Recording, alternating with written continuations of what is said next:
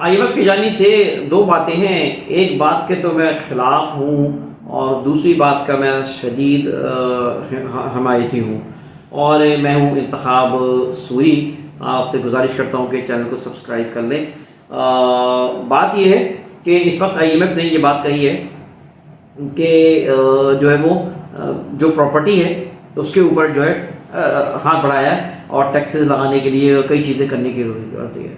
یہ اس سے مزید مشکلات پیدا ہوں گی۔ اس پہ میری الگ ویڈیو موجود ہے اور میرے چینل ہے پراپرٹی اپڈیٹس ہے یوٹیوب کا، وہ دیکھیں آپ کو چیزیں ملیں گی۔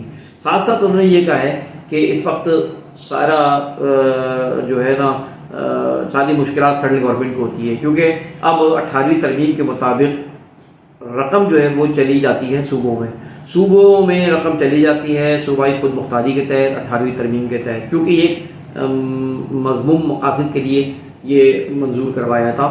اور جو لوگ تھے وہ پیپلز پارٹی کے لوگ تھے، اس وقت اعتزاز احسن تھے جنہوں نے پیش تھے، زرداری تھا اس وقت صدر جو بنا تھا وہ پیش تھا۔ تو اب انہوں نے اپنے مطلب کے لیے بنا لیا اور ساری سیاسی جماعتیں بیوقوف بن گئی اور سوتی رہیں، اور 18ویں ترمیم جو منظور ہو گئی اور صوبائی خود مختاری یہ قابل تھے ہی نہیں، یہ سندھ قابل تھا ہی نہیں، یہ لٹیروں کی پارٹی ہے، یہ ڈاکوؤں کی پارٹی ہے، ٹھیک ہے نا۔ ان کو اس کا سب سے بڑا فائدہ ہوا۔ تو اب یہ اس نے کہا ہے کہ اب صوبوں کے جو رقم دی جاتی ہے اس میں کمی کی جائے۔ بالکل صحیح، میں حمایت کرتا ہوں۔ فیڈرل گورنمنٹ کو پیسے زیادہ ملنا چاہیے، اور فیڈرل گورنمنٹ کے بڑے بڑے پلانس ہوتے ہیں، اور فیڈرل گورنمنٹ کو کے ذریعے چیک کرنا بھی مضبوط ہوتا ہے، آسان ہوتا ہے۔ تو لہٰذا میں اس کی حمایت کرتا ہوں IMF کے اس قدم کی کہ جو ہے وہ اپنا جو ہے یہ صوبائی خود مختاری کم کی جائے، پیسہ جو دیا جاتا ہے وہ اس کا کم کیا جائے۔ ابھی بھی اور بھی آرٹیکل کی بات ہو رہی ہے، وہ آرٹیکل 148 کی بات ہو رہی ہے کہ شہروں کو اختیار دیا جائے، اس لیے کہ پیپلز پارٹی نے 18ویں ترمیم کے بعد جو ایک اور کام ہونا تھا، پاور کو ڈیلیگیٹ کرنا تھا، نیچے نہیں کیا۔ اس نے رقم دینی تھی کراچی کو، دوسرے کچھ چھوٹے شہروں کو، نہیں دی، سارا پیسہ کھا گئے۔ انتخابات نہیں کرا رہے تھے، بلدیاتی انتخابات نہیں کرا رہے تھے، بڑی مشکل سے جماعت اسلامی لڑ جھگڑ کے کسی نہ کسی طرح انتخابات کروائے، پوری جد و جہد کی، تو ظاہر اس کا فائدہ کراچی کو پہنچتا اور پہنچے گا انشاءاللہ۔ تو وہ جو ہے وہ انہوں نے جو ہے نا یہ بھی نہیں ہونے دے رہے تھے۔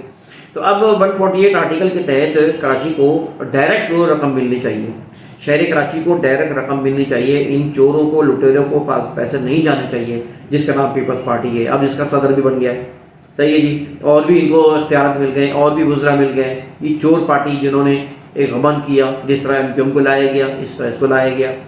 تو لہٰذا یہ بات بالکل صحیح ہے کہ میں کہتا ہوں کہ 18ویں ترمیم کا خاتمہ ہوگا، 19ویں ترمیم لائی جائے، یہ پاکستان اس سے ترقی کرے گا۔ جس دن 18ویں ترمیم ختم ہو گئی، میرا ایمان ہے کہ پاکستان شوٹ کرے گا ترقی کی طرف، اس لیے کہ یہ چور ہیں، یہ بہت بڑے چور ہیں، ان کے ہاتھ میں پیسہ ہونا نہیں چاہیے۔ تو I am in favor of IMF in this decision and this intention کہ یہ جو ہے پیسہ ملنا چاہیے فیڈرل گورنمنٹ کو، ان کے ہاتھ میں جائے گا سب کھا جائیں گے، ٹھیک ہے۔ فیڈرل گورنمنٹ نے قرضہ تو ادا کرنا ہی ہے نا، IMF کو سب کو پیسہ تو دینا ہی ہے، قرضہ دینا ہی ہے، ٹھیک ہے نا۔ لیکن پیسہ اب یہ جو صوبے کھا جاتے ہیں، اس سے تو بہتر ہے کہیں واپس چلے جائے نا قرضہ۔ تو یہ ایک بڑا مسئلہ ہے جو کہ ہمارے یہاں 18ویں ترمیم ہے، اور میں سمجھتا ہوں کہ اس وقت جو ہے نا یہ ہونا چاہیے کہ 18ویں ترمیم کا خاتمہ ہونا چاہیے، کراچی کو ڈائریکٹ اختیار ملنا چاہیے، کراچی کو پیسہ ملنا چاہیے، اور اس میں حافظ نعیم الرحمان کی بڑی بڑی جدوجہد ہے، الیکشن کرانے میں بڑی جدوجہد ہے، صحیح ہے جی، صوبائی الیکشن کرانے کی بڑی جدوجہد ہے۔ کراچی کو سندھ یعنی پیپلز پارٹی مجبور ہوئی ہے حافظ نعیم الرحمان کی اور جماعت اسلامی کی جدوجہد کے نتیجے میں کہ وہ کچھ نہ کچھ کام کرتی ہے کراچی میں، اور پوچھتی ہے، کچھ خیال کرتی ہے، ورنہ تو بالکل ہی نہیں پوچھ رہی تھی، اور تھوڑا بہت ہی کر رہی ہے، زیادہ نہیں کر رہی، زیادہ تو پیسہ کا غبن ہو جاتا ہے، کھا جاتا ہے ان کے سرکاری اداروں میں۔ اور ابھی بھی اس وقت جو کراچی کے ساتھ ظلم ہو رہا ہے، ابھی دیکھیں تعلیمی بیڑا غرق کیا ہے۔ اب اس وقت جو ہے فرسٹ ایئر میں کتنی بڑی تعداد میں ان بچوں کو فیل کر دیا گیا کہ جو کہ میرٹ پہ تھے، جن کو جو ہے نا وہ پوزیشن ہولڈر بھی تھے، A گریڈ والے، A1 گریڈ والے بچے، ان کو فیل کر دیا۔ تاکہ اپنے شہر سے، اپنے گاؤں سے، اپنے دیہاتوں سے لا کے ان کو بسایا جائے. ان کو ڈاکٹر فلاں فلاں سارے جو ہے نا، جو کہ نقل کر کے آتے ہیں، نقل کر کے پاس ہوتے ہیں، ان کو جو ہے وہ سیٹیں مل جائیں، ڈی ایم سی کی، ایس ایم سی کی، این ڈی کی، فلاں کی فلاں کی.